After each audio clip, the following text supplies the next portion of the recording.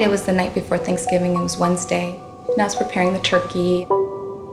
I went and lay down on the couch. My roommate's cat came and laid on top of me and just watching the movie for a bit. The next thing I knew, I looked up and there was a man dressed all in black with a gun pointed at my head. He made me kneel at the foot of my bed and he put the gun behind my head and he closes the blinds. And then I just had a realization. I said, okay, I think he's here to rape me. And I said to myself, well, he's not gonna rape me. He's going to have to kill me, for sure. I'd had a history of sexual abuse before when I was younger, and I wasn't gonna have a rape in my life. I said, okay, well, I'm gonna die, but not without a fight. And I said, look, my whole family's coming over to help me cook. All the women are coming. And he said, get off the bed. We went into the kitchen and the gun was in his left hand. And I just went for the gun. And he was just punching me and I was on the ground.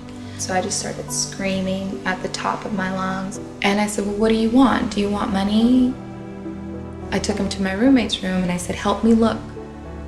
And he runs into the closet and starts going through her things. I ran out of the room, ran through the hallway, ran to the front door, into the street, flagged down a car, and that's pretty much how the night ended.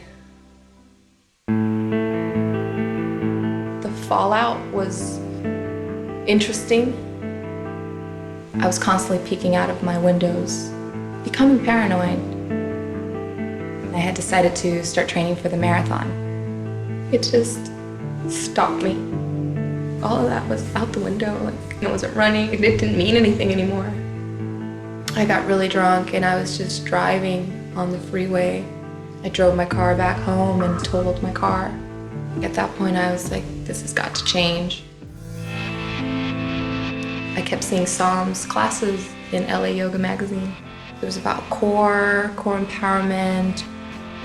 What was different about this is that it addressed the sexuality. It was, this is a part of your body.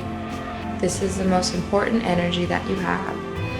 And you need to breathe into the areas where your sexuality is housed. Tantra is the science that all of life is coming from our sexual energy. So if that's imbalanced, if that's disconnected from a trauma, then that's going to affect everything in your life. So she had us doing these amazing breath works to access that energy, to access that power. And just blown away with the healing that happened. I've seen her have so much courage to continually face her healing. Because when we heal, we have to go back to sort of the underworld where we're holding the traumas and retrieve our power.